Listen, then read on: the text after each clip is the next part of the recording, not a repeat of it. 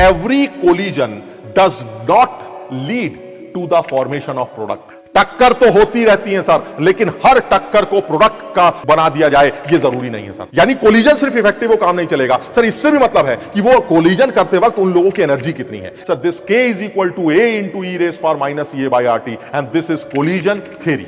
यानी अगर कैटलिस्ट डाल के एक रिएक्शन का रेट ये है तो आप बिना कैटलिस्ट के भी इस रिएक्शन का रेट यहां तक पहुंचा सकते हैं सिर्फ टेंपरेचर को इंक्रीज करके। यानी मैं ये कहना चाह रहा हूं कि अगर मैं कोलिजन थ्योरी की बात करूं तो कोलिजन थ्योरी ये कहती है the product is form due to collision among the reactant molecules. बिल्कुल सही है। Every collision does not lead to the formation of product. बिल्कुल सही है sir. Only those collisions are responsible for the production of product, those are effective. समझ रहे बात को? And what is effective sir? Effective is proper orientation के साथ होने चाहिए और प्रॉपर एनर्जी के साथ होने चाहिए। यानी कोलिजन थ्योरी ये कहती है टक्कर तो होती रहती है सर, लेकिन हर टक्कर को प्रोडक्ट का बना दिया जाए ये जरूरी नहीं है सर। प्रोडक्ट सिर्फ तब बनते हैं जब वो टक्कर इफेक्टिव हो, और टक्कर इफेक्टिव तब होती है जब सफिशिएंट एनर्जी के साथ कोलिजन हो रहा हो एंड साथ ही साथ प्रॉपर ओरिएंटेशन के साथ हो रहा हो। यानी collision should be head on with proper energy, और उस एनर्जी को जो थ्रेशोल्ड बैरियर को क्रॉस कर सके। यानी कहने का मतलब यह हुआ हमारे पास जितने भी कोलिजन्स हैं वो सारे कोलिजन्स प्रोडक्ट को रिजल्ट नहीं करते। कोलिजन इफेक्टिव होने चाहिए और साथ ही साथ उनमें से उन कोलिजन को ही प्रोडक्ट बनते हुआ दिखाई देते हैं जो इफेक्टिव एनर्जी या प्रॉपर एनर्जी के सफिशिएंट एनर्जी के साथ हो रहे हैं। इन दोनों को मिलाओगे तो ही प्रोडक्ट बनेगा। इनमें से कोई भी अकेला फैक्टर अगर छूट गया तो प्रोडक्ट नहीं बनेगा। And this is collision theory. यानी कोलिजन थ्योरी के बारे में बात करें तो ये दो बैरियर्स हैं जो सबसे ज्यादा इंपॉर्टेंट हैं। एक, रिएक्टेंट्स प्रोडक्ट्स में तब कन्वर्ट होंगे जब वो एनर्जी बैरियर क्रॉस करेंगे, और वो तब प्रोडक्ट में कन्वर्ट होंगे जब वो ओरिएंटेशन बैरियर को क्रॉस करेंगे। ओरिएंटेशन बैरियर का मतलब the collision should be head on. समझ लो बात को? ये हेड ऑन कोलिजन की बात कर रहा है। और एनर्जी बैरियर का मतलब energy of reactants must be greater or equal to threshold barrier या threshold energy।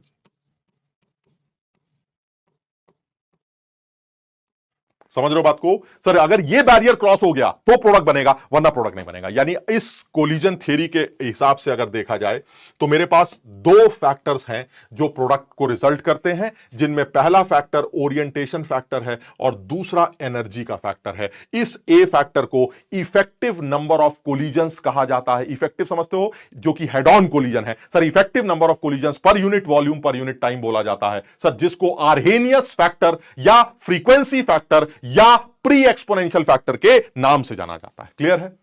समझ में आई बात sir? This is Arrhenius factor और frequency factor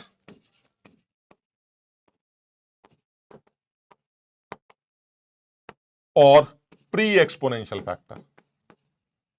pre exponential factor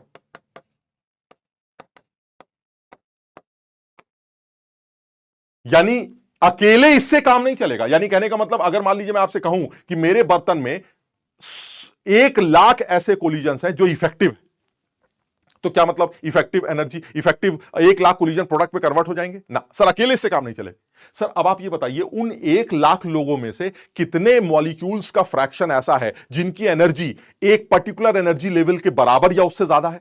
sir उस फ्रैक्शन से मल्टीप्लाई करेंगे तब जाके आपको प्रोडक्ट मिलेगा। मेरी बात सब लोग समझ रहे हैं? यानी कोलिजन सिर्फ इफेक्टिव हो काम नहीं चलेगा सर। इससे भी मतलब है कि वो कोलिजन करते वक्त उन लोगों की एनर्जी कितनी है। जब तक ये दोनों फैक्टर नहीं जुड़ेंगे तब तक प्रोडक्ट नहीं बनेगा। और जो दूसरा वाला फैक्टर है सर उसको बोल्ट्जमैन फैक्टर के नाम से जाना जाता है। और ये किस तरह से डिफाइन किया गया है? This is fraction of molecules.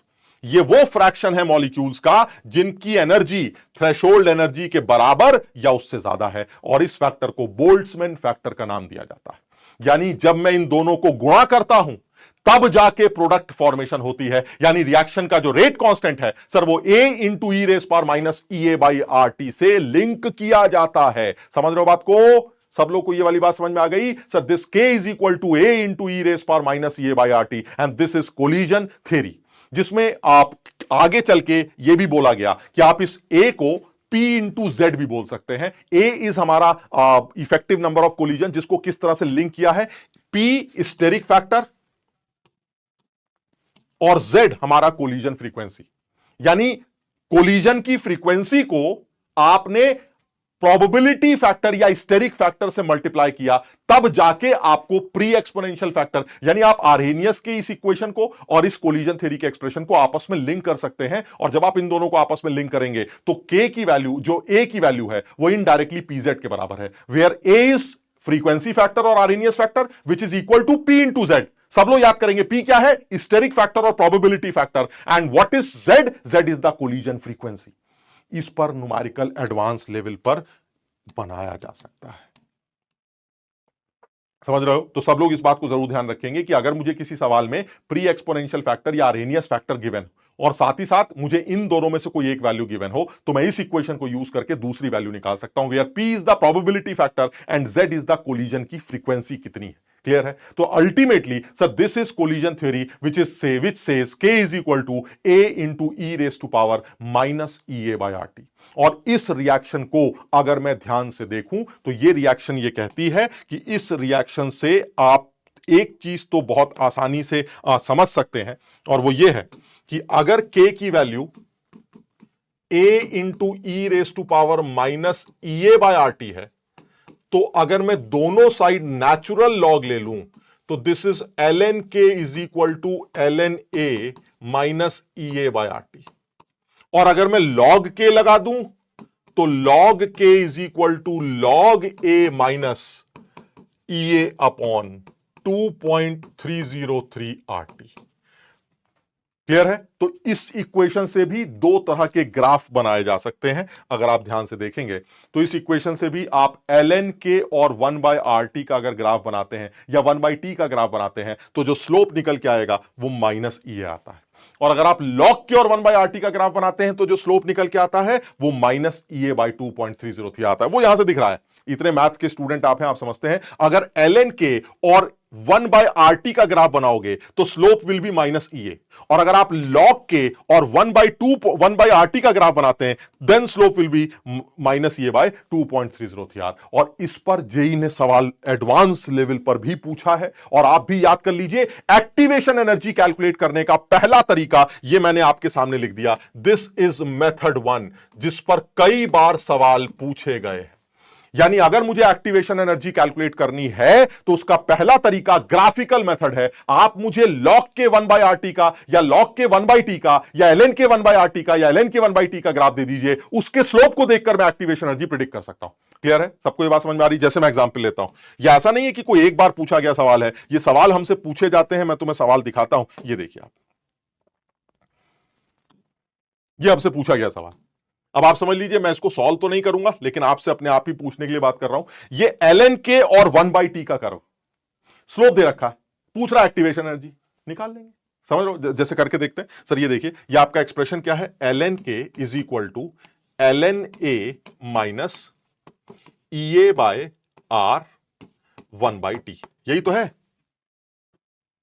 यही था हमारा एक्सप्रेशन। ठीक है, अच्छा अब वो कह रहा है नहीं 10 की पावर 3/t करना है, तो हमने क्या किया, 10 की पावर 3 से मल्टीप्लाई कर दिया। तो मैं इसको और सही से लिख देता हूं, ln k is equal to ln a minus E A by R 10 की पावर 3 अपॉन t, और 10 की पावर 3 नहीं ये ले लेते हैं।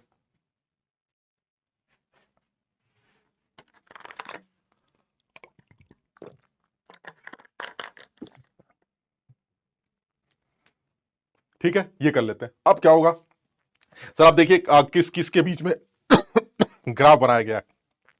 तो ln k और 10 की पावर 3/t का ग्राफ है सर, ये ln k और 10 की। तो फिर जो स्लोप होगा वो क्या होगा सर, इस ग्राफ का जो स्लोप होगा वो किसके बराबर होगा, E A minus E A upon R into 10⁻³ के बराबर होगा। क्लियर है? और वो आपको सवाल में ऑलरेडी कितना दे रखा है, -18.5। So this is -18.5। सर इससे आप ई ए कैलकुलेट कर लीजिएगा, खत्म हो गया सवाल। अगर जूल में आंसर चाहिए तो आर की वैल्यू 8.314 रखकर आप ई ए की वैल्यू किलो जूल में कैलकुलेट कर लीजिएगा, खत्म हो गया। कर लोगे सवाल? क्लियर है? यानी मैं ये बताना चाह रहा हूं कि इस पर बहुत, ये तो एक ही सवाल दिखा रहा हूं मैं, और इस पर सवाल बनाए गए, ये इस कर्व को लेकर और भी सवाल बनाए गए। तो सब लोग इस सवाल को करने, इस तरह की चीजों को ध्यान रखेंगे कि एक्टिवेशन एनर्जी निकालने के लिए आपको ln के या log के 1/t का कर्व दिया जा सकता है, ठीक है? और उस कर्व के स्लोप को, उस कर्व के स्लोप को देखकर आप जो है वो एक्टिवेशन एनर्जी कैलकुलेट कर सकते हैं, क्योंकि मुझे एक्टिवेशन एनर्जी का इक्वेशन समझ में आता है और उस एक्टिवेशन एनर्जी की इक्वेशन को यूज करके मैं आसानी से rate constant activation energy calculate कर सकता हूं, ठीक है? यानी पहला तरीका एक्टिवेशन एनर्जी को निकालने का तरीका क्या है? पहला तरीका है सर ये स्लोप, ये पहला तरीका है हमारा, ये स्लोप। बहुत सारे सवाल जो है वो इस स्लोप पर बनाए जाते हैं, यानी जो फर्स्ट तरीका है वो हमारा ये स्लोप। क्लियर है? यहां तक समझ में आ गया? अब तुम ये ध्यान रखना कि भाई इक्वेशन तो तुम समझ गए ना यार, इक्वेशन क्या है? इक्वेशन है ये ln k is equal to ln a minus EA by RT, ये इक्वेशन। अब आप देख लीजिएगा किसके बीच में ग्राफ बन रहा है और स्लोप क्या निकल के आना चाहिए, अपना काम चल जाएगा। मेरी बात समझ रहे हैं? तो बहुत आसानी से ये काम किया जा सकता है। तो इसको थोड़ा सा एक बार सही से रिवाइज करना, बिकॉज इन ग्राफिकल मेथड से स्लोप को देखकर एक्टिवेशन एनर्जी निकालने पर सवाल हमसे पूछा जाता है, ठीक? दूसरी बात करते हैं, सर दूसरा तरीका एक्टिवेशन एनर्जी निकालने का क्या है? चलिए दूसरे तरीके पर आते हैं, मेथड 2। मेथड 2 है एक्टिवेशन एनर्जी निकालने का, वो है अगर मुझे अलग अलग टेंपरेचर्स पर रेट कांस्टेंट्स की वैल्यू दे दी जाए, यानी T1 टेंपरेचर पर रेट कांस्टेंट की वैल्यू दे दी जाए और T2 टेंपरेचर पर रेट कांस्टेंट की वैल्यू दे दी जाए, तो मैं एक्टिवेशन एनर्जी उस रिएक्शन की कैलकुलेट कर सकता हूं। कैसे? तुम खुद देख लो। अगर मैं KT1 को लिखना चाहूं तो कैसे लिख सकता हूं? KT1 is equal to A into E raise पर माइनस EA बाय RT1। और अगर आप KT2 को लिखना चाहते हैं तो किसके बराबर होगा? A इंटू ई रेस पर माइनस EA बाय RT2। अगर मैं KT2 को KT1 से डिवाइड कर दूं तो क्या आएगा? KT2 by KT1 is equal to E raise to power minus EA by R 1/T2 minus 1/T1। अगर मैं दोनों साइड नेचुरल लॉग ले लूं तो ln KT2 upon KT1 is equal to EA upon R 1/T1 minus 1/T2 बन जाएगा। अगर मैं लॉग लिखना चाहता हूं तो log KT2 divided by KT1 is equal to EA upon 2.303 R 1/T1 minus 1/T2 कर सकता हूं। सर ये वो एक्सप्रेशन है जिससे मैं रिएक्शन की एक्टिवेशन एनर्जी निकाल सकता हूं। बताइए सवाल में क्या क्या दे रखा है? क्या मुझे T1 टेंपरेचर दे रखा है? हाँ। क्या T1 पर KT1 दे रखा है? हाँ। क्या T2 टेंपरेचर दे रखा है? हाँ। क्या T2 पर KT2 दे रखा है? हाँ। तो बचा क्या? सर एक्टिवेशन एनर्जी बची। यानी अगर आप मुझे दो अलग अलग टेंपरेचर्स पर रेट कांस्टेंट्स की वैल्यू दे दे तो भी एक्टिवेशन एनर्जी निकाली जा सकती है, और इस पर भी जेई ने सवाल बनाया। मेरी बात सब लोग समझ रहे हैं? यानी मैं ये बताना चाह रहा हूं कि एक्टिवेशन एनर्जी निकालने पर जेई ने दो तरह के सवाल बनाए। एक, ग्राफिकल मेथड को यूज करके आप एक्टिवेशन एनर्जी निकाल सकते हैं, और दूसरा, आप दो अलग अलग टेंपरेचर्स पर रेट कांस्टेंट्स की वैल्यूज को यूज करके, इस एक्सप्रेशन को यूज करके एक्टिवेशन एनर्जी कैलकुलेट कर सकते हैं। यहां तक ठीक है? सबको ये बात समझ में आ गई? बहुत सिंपल है यार, बहुत सिंपल है। एक बार रिवाइज करोगे सब समझ में आ जाएगा। समझ रहे बात को? दूसरी बात यह कि सर मैंने सुना है कैटलिस्ट को डालने से एक्टिवेशन एनर्जी जनरली कम हो जाती है। हाँ सर, वो पहाड़ थोड़ा नीचे आ जाता है तो सर ऐसे में रिएक्शन का रेट बढ़ जाता है। तो सर ये बताइए, अगर मैं कैटलिस्ट डालता हूं तो रिएक्शन के रेट को कैसे प्रिडिक्ट करा जाता है? अब जरा समझिएगा बात को। सर मान लीजिए मेरी एक रिएक्शन बिना कैटलिस्ट के हो रही, और उस टाइम पर उस रिएक्शन की जो एक्टिवेशन एनर्जी है वो EA है, ठीक है?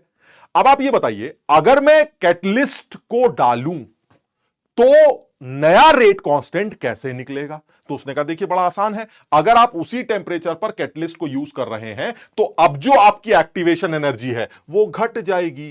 पहले आपकी एक्टिवेशन एनर्जी ये होती थी, अब आपकी एक्टिवेशन एनर्जी कम हो जाएगी। और अगर आपकी एक्टिवेशन एनर्जी कम होकर EA डैश हो गई, पहले ये थी अब ये डैश हो गई। What is EA? Sir EA is the activation energy without catalyst and EA dash is the activation energy with catalyst. तो अगर आप कैटलिस्ट डालते हैं तो आपकी एक्टिवेशन एनर्जी कम हो जाएगी, तो आपका रेट कांस्टेंट बढ़ जाएगा। अब एक K है और एक K कैटलिस्ट वाला रेट कांस्टेंट है। अगर मैं इन दोनों को यूज करूं तो सर एक फिर से एक्सप्रेशन निकल के आ रहा है, और इस एक्सप्रेशन से आप नई एक्टिवेशन एनर्जी या पुरानी एक्टिवेशन एनर्जी या नया रेट कांस्टेंट या पुराना रेट कांस्टेंट कैलकुलेट कर सकते हैं, क्योंकि आपके पास 4 वेरिएबल्स हैं, E dash, K cat and के।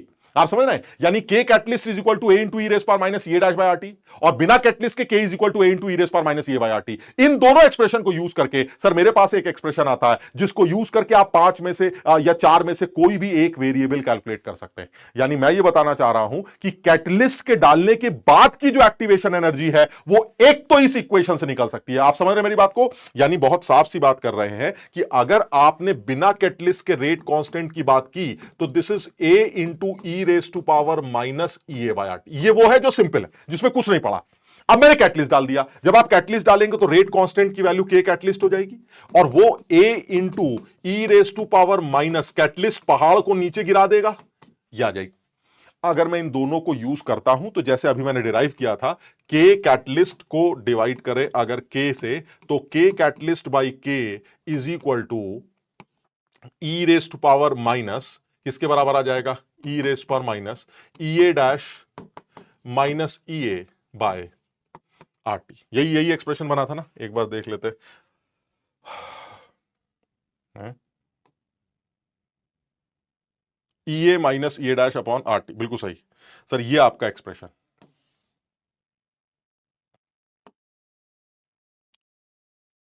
ई A minus E A dash by RT, ठीक। देख लीजिए, अगर इसको और सही से लिखते हैं तो क्या आ जाएगा सर? इसको अगर आप और सही से लिखते हैं तो ये आ जाएगा K catalyst upon K is equal to E raise to power E A minus E A dash by RT. अगर आप दोनों साइड नेचुरल लॉग ले लें, ये सब गणित की कहानी है, तो L N K catalyst upon K is equal to E A minus E A dash by RT. Log लेना चाहें तो लॉग ले लेते हैं, log of K catalyst upon K is equal to E A minus E A dash upon 2.303 RT. ये आपका expression. यानी बिना कैटलिस्ट के एक्टिवेशन एनर्जी ईए, यानी यहां पर ईए क्या है? E A is the activation energy, E A is the activation energy, activation energy कब? Without catalyst, without catalyst. और what is E A dash? Sir E A dash is the activation energy with catalyst. तो आपके सामने साफ दिखाई देता है कि सर अगर आप मुझे अलग अलग चीजों के बारे में दे दें, ठीक है, अगर आप मुझे अलग अलग चीजों के बारे में दे दें तो आसानी से एक सेकेंड, आप सेकेंड ऑर्डर 2 रिएक्शंस, नहीं सारे हो गए भाई, सेकेंड ऑर्डर 2 रिएक्शंस वो सही है, आपको सिर्फ इंटीग्रेट करना है। सेकंड ऑर्डर रिएक्शन में अगर 2 रिएक्टेंट्स हैं, कैसी कैसी बातें कर रहे हो यार? सेकंड ऑर्डर रिएक्शन में अगर 2 रिएक्टेंट्स हैं, मान लीजिए ए प्लस बी, अब आपको सिर्फ इंटीग्रेट करना आना चाहिए बस। अब आपको सिर्फ इंटीग्रेट करना आना चाहिए, ये ए है, ये बी है, ये 0 है, ये ए माइनस एक्स है, ये बी माइनस एक्स है, और अब ये ऑर्डर क्या बनेगा? अब ये साफ समझ में आता है, rate is equal to K into A minus X into B minus x.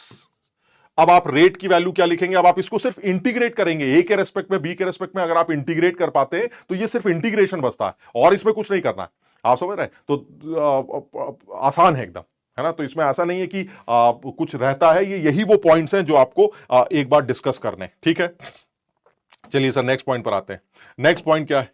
Next point है जो इस एक्टिवेशन एनर्जी का लास्ट पॉइंट है, वो क्या है? लास्ट पॉइंट ये है कि अगर आप सपोज एक ऐसी रिएक्शन लेके आते हैं जो बिना कैटलिस्ट के हो रही, तो सर बिना कैटलिस्ट के अगर कोई रिएक्शन हो रही है तो वो मान लीजिए एक पर्टिकुलर टेम्परेचर पर चल रही है, ठीक? अगर आपने कैटलिस्ट डाला तो रिएक्शन का रेट बढ़ जाएगा। तो अब आप ये बताइए, क्या मैं बिना कैटलिस्ट के रिएक्शन का रेट उतना कर सकता हूं जितना कैटलिस्ट डाल के हुआ है? हां सर, आपको टेम्परेचर बढ़ाना पड़ेगा। यानी अगर कैटलिस्ट डाल के एक रिएक्शन का रेट ये है, तो आप बिना कैटलिस्ट के भी इस रिएक्शन का रेट यहां तक पहुंचा सकते हैं सिर्फ टेम्परेचर को इंक्रीज करके। आप मेरी बात समझ रहे हैं? यानी मैं यहां पर क्या दिखाना चाह रहा हूं कि मेरे पास कैटलिस्ट डला हुआ है तो रिएक्शन का रेट ये है। जिसमें what is E A dash? Sir E A dash is the activation energy with catalyst. And what is T dash? Sir T dash is the temperature जिस टेम्परेचर पर आपने कैटलिस्ट डाला।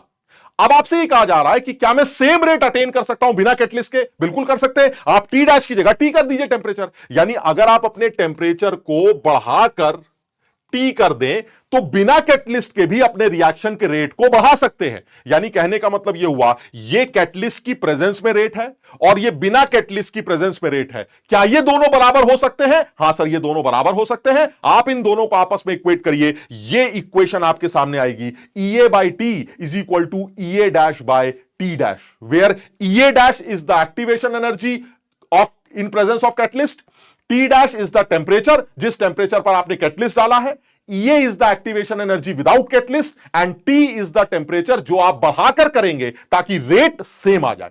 मेरी बात समझ रहे हैं? यानी ये चौथा केस होगा एक्टिवेशन एनर्जीज को आपस में लिंक करने का इन प्रेजेंस ऑफ कैटलिस्ट। यानी कहने का मतलब क्या हुआ कि अगर मैं आपसे कहूं कि मेरे पास एक रिएक्शन है जिसका रेट कांस्टेंट कैटलिस्ट की प्रेजेंस में वो ये आ रहा है, E A dash by R T dash. What is EA dash? It is the activation energy in presence of catalyst. ठीक है? And what is T dash? So T dash is the temperature जिस पर आपने catalyst को डाला। तो कम temperature पर catalyst को डालोगे तो रेट बढ़ जाएगा। अब वो कह रहा है कि नहीं यार, मैं रेट बढ़ाना तो चाहता हूं लेकिन कैटलिस्ट नहीं डालूंगा, तो ऐसे में टेम्परेचर बढ़ा दो। तो यानी मैं अगर बिना कैटलिस्ट के वही रेट चाहता हूं तो मुझे अपना टेम्परेचर बढ़ाना पड़ेगा। सेम एक्टिवेशन एनर्जी के लिए टेम्परेचर बढ़ाकर टी करना पड़ेगा। यानी एक चीज तो क्लियर है, टी की वैल्यू टी डैश से बढ़ी है। क्लियर है? अब वो कह रहा है कि बताइए क्या करें? तो मैंने कहा अगर आप सेम रेट चाहते हैं जो कैटलिस्ट आपको प्रोवाइड कर रहा है तो आप इन दोनों को आपस में इक्वेट कर दीजिए। जब आप इन दोनों को आपस में इक्वेट करेंगे तो ईए डैश बाय टी डैश की जो वैल्यू है वो ईए बाय टी के बराबर आ जाएगी। अब इसमें बहुत ज्यादा इंपॉर्टेंट क्या है वो सुन लो। इंपॉर्टेंट ये है कि किसकी वैल्यू किसके बराबर है ये देखते हैं। This EA is the activation energy without catalyst, without catalyst. T क्या है? Increased temperature, increased temperature to get same rate as that of catalyst at lower temperature T dash, lower temperature T dash. Clear है? And what is EA dash? Sir, EA dash is the activation energy with catalyst. समझ रहे हो? तो यानी अगर आपसे कहा जाए कि कैटलिस्ट डालकर रेट बढ़ जाता है, आप बिना कैटलिस्ट के रेट कैसे उतना करेंगे? तो मैंने कहा टेम्परेचर बढ़ा दो। तो वो पूछ सकता है कि नया टेम्परेचर कितना बढ़ा दें, क्या ड्रामा करें। उसके लिए छोटी सी इक्वेशन है, बहुत इंपॉर्टेंट है और इस पर सवाल बनाया जा सकता है, बहुत खूबसूरत। और आप देखेंगे कि इस पर जेई ने एक बार मेंस लेवल पर सवाल बनाया भी है, बड़ा मजेदार। और मेरे ख्याल से ये अब तक के एक्टिवेशन एनर्जी पे पूछे गए सबसे मुश्किल सवालों में मेंस लेवल पर काउंट किया जा सकता है। आप देखिएगा, कैटलिस्ट डाला 500 केल्विन पर तो रेट आया। अब बिना कैटलिस्ट डालकर 700 डिग्री टेम्परेचर कर दिया और रेट सेम हो गया। हाँ सही है सर, कैटलिस्ट के बिना अगर आप रेट बढ़ाना चाहते हैं तो टेम्परेचर बढ़ाना पड़ेगा। तो इसका मतलब है सर यहां पर भी इक्वेशन कौन सी काम आएगी सर? रेट अगर बराबर है तो इसका मतलब ईए अपॉन, यानी बिना कैटलिस्ट डाले जो आपका रेट है, यानी E A by T is equal to E A dash by catalyst वाला temperature 500, E A by T is equal to E A dash by T dash. Clear है? अब ई और ई डैश का रिलेशन क्या दे रखा है सर? उसने कहा है कि ई ए डैश जो होता है वो ई में से 30 माइनस करके निकाली जाती है। यानी वो कह रहा है कि कैटलिस्ट की प्रेजेंस में जो एक्टिवेशन एनर्जी है वो 30 कम है as compare to original activation energy. यानी ई और ई डैश का रिलेशन क्या है? वो ये। आप इन दोनों को सॉल्व करिए, इससे ई और ई डैश की वैल्यू आ जाएगी, खत्म हो गया। यानी ई डैश की जगह क्या डाल सकते हैं? EA upon 7 is equal to EA dash is equal to EA minus 30 upon 5। आप इसको सॉल्व करिए, इससे EA की वैल्यू आने वाली है। जल्दी से बताओ कितनी निकल के आएगी? यह आ जाएगा 5EA, इधर आ जाएगा 7EA and that is equal to, यानी 105। EA is equal to 105। तुम्हें क्या चाहिए सर? मुझे कैटलिस्ट वाली एक्टिवेशन एनर्जी चाहिए, और कैटलिस्ट वाली एक्टिवेशन एनर्जी EA-30 है। तो यानी EA डैश किसके बराबर है sir? EA dash is 105 minus 30, that is 75। So the final answer is 75। Clear है? बहुत खूबसूरत है, बहुत अच्छा। ज्यादातर बच्चे इसका आंसर 105 टिक करते हैं, शायद किताबों में भी गलत दे रखा है, ये गलत ही आंसर लिखा है मैंने। The answer is a. यानी अगर आपकी एक्टिवेशन एनर्जी नॉर्मल 105 आ रही है तो उस activation energy in presence of catalyst 105 minus 30 से निकाली जाएगी, एंड दैट इज 75। क्लियर है? बहुत खूबसूरत सवाल था। यानी मैं ये बताना चाह रहा हूं कि एक्टिवेशन एनर्जी पर भी सवाल बनाए जा सकते हैं, और एक्टिवेशन एनर्जी पर डायरेक्ट सवाल बनाए जा सकते हैं, लेकिन उसके लिए आपको 4-5 बातें याद करनी। एक तो आरएनएस इक्वेशन याद कर ली, उस आरएनएस इक्वेशन का लॉग का टर्म याद कर लिया, ग्राफिकल मेथड से एक्टिवेशन एनर्जी निकालना सीख लिया, अलग अलग टेंपरेचर पर एक्टिवेशन एनर्जीज, अलग अलग टेंपरेचर पर अगर रेट कांस्टेंट दे रखे हैं तो एक्टिवेशन एनर्जी कैसे निकलती है, कैटलिस्ट को डाला जाए तो एक्टिवेशन एनर्जीज का रिलेशन कैसे बनता है कैटलिस्ट के साथ, या जो भी कुछ। ये 4-5 केसेस ऐसे हैं जिस पर सवाल हमसे पूछ सकते हैं। जैसे और एक आध एग्जांपल से समझने की कोशिश करते हैं। मान लीजिए वो हमसे कहता है, और ये तुम देखोगे सारे सवाल जो है ये सब एक जैसे, ये देखिए क्या ये कर पाएंगे?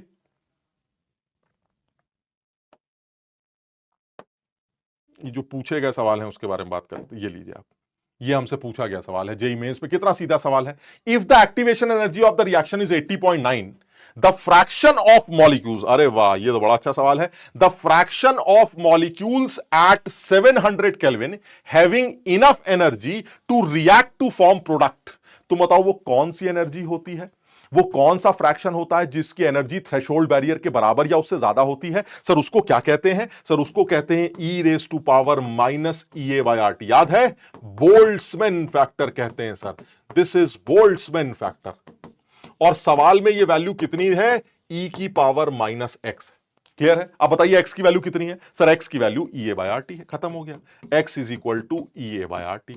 क्या EA दे रखा है? हां सर EA दे रखा है। क्या टेंपरेचर दे रखा है? हां टेंपरेचर दे रखा है। क्या R की वैल्यू रख दोगे? रख देंगे सर, नंबर ले आएंगे, सिलेक्ट हो जाएंगे, मौज काटेंगे। समझ रहे बात को? कुछ भी नहीं है, बहुत आसान है। क्लियर है? इसी तरह के और भी सवाल होंगे जिनको आप करने की कोशिश करेंगे, कुछ भी नहीं रखा, बहुत आसानी से कैलकुलेट किए जा सकते हैं और आसानी से सॉल्व भी किए जा सकते हैं। समझ रहे हैं? बहुत आसान।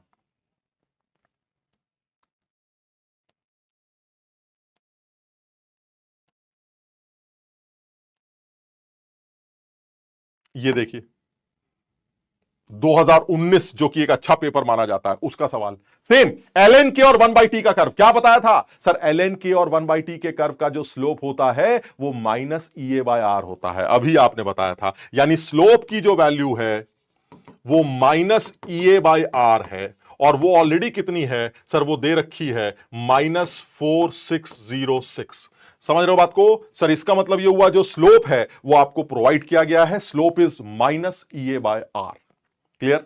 1/t का कर्व है, 1/RT नहीं है, 1/t है। तो 1/t है अगर, तो स्लोप विल बी -EA/R, और वो -EA/R ऑलरेडी कितना है सर? 4606 के बराबर। इससे क्या निकल आएगा सर? इससे एक्टिवेशन एनर्जी निकल आएगी। और एक बार एक्टिवेशन एनर्जी आ जाएगी तो आपसे पूछा क्या जा रहा है? 400 केल्विन पर रेट कांस्टेंट इतना है, तो 500 केल्विन पर कितना होगा? वाह वाह, कितना बढ़िया सवाल है। लॉग ऑफ के 500 divided by K 400 is equal to activation energy upon 2.303 R 1/T1 minus 1/T2। याद है सर? के 500 निकालना है, के 400 दे रखा है सर। EA की वैल्यू आप ऊपर से निकाल लाएंगे, और T1 T2 आपको सवाल में दे रखा है। खड़ाक से सॉल्व करके सर के 500 आ जाएगा। बड़ा बढ़िया सवाल बनाया गया, खूबसूरत सवाल की कैटेगरी में डाला जाएगा। लेकिन कर कौन पाएगा सर? कर वो पाएगा जिसको ये पता है कि स्लोप को देखकर हम एक्टिवेशन एनर्जी निकाल लेते हैं, और एक्टिवेशन एनर्जी आते ही किसी एक टेंपरेचर पर अगर रेट कांस्टेंट गिवन हो तो दूसरे टेंपरेचर पर रेट कांस्टेंट कैसे निकलते हैं, वो 4 बातें जो अभी आपने बताई उनको यूज कर सकते हैं। क्लियर है? बोल्ट्जमैन कांस्टेंट का मतलब है एक ऐसा, बोल्ट्जमैन कांस्टेंट नाम रखा गया है। ये होता क्या है? It is the fraction of molecules, उन लोगों का फ्रैक्शन है जिनकी एनर्जी थ्रेशोल्ड बैरियर के बराबर या उससे ज्यादा। यानी ये वैल्यू हमेशा 1 से छोटी होगी। e⁻⁻EA/RT is always less than 1। Maximum से मैक्सिमम वो 1 होगी। कब? जब आप e की, खुद देखो ना यार, इतनी अकल, तुम गणित तुम लोग कैसे पढ़ते हो यार। e⁻⁻EA/RT, ठीक। अब आप ये बताइए, when t tends to infinity, अगर ये इंफिनिटी है तब जाके इस पूरे की वैल्यू क्या आएगी? तब जाके इस पूरे की वैल्यू 1 आएगी। मेरी बात समझ रहे हैं? यानी मैं ये बताना चाह रहा हूं कि जब टेम्परेचर इनफाइनाइट कर देंगे तब जाके सारे लोगों का वैल्यू उस थ्रेशोल्ड बैरियर के क्रॉस करेगा। This is the fraction of molecules जिनका एनर्जी थ्रेशोल्ड बैरियर के बराबर या उससे ज्यादा है। तो जैसे से टेम्परेचर बढ़ता जाएगा ये फ्रैक्शन भी बढ़ता जाएगा। सर जब टेम्परेचर इनफाइनाइट हो जाएगा तो ये फ्रैक्शन 1 के बराबर हो जाएगा। यानी सर ऐसा कभी नहीं हो सकता कि किसी भी कंटेनर के अंदर सारे जो मॉलिक्यूल्स हैं उनकी एनर्जी थ्रेशोल्ड बैरियर के ऊपर चली जाए। क्लियर है? सबको ये बात समझ में आ रही है? तो ये बहुत सिंपल से केसेस हैं जिनको सॉल्व किया जा सकता है। चलिए सर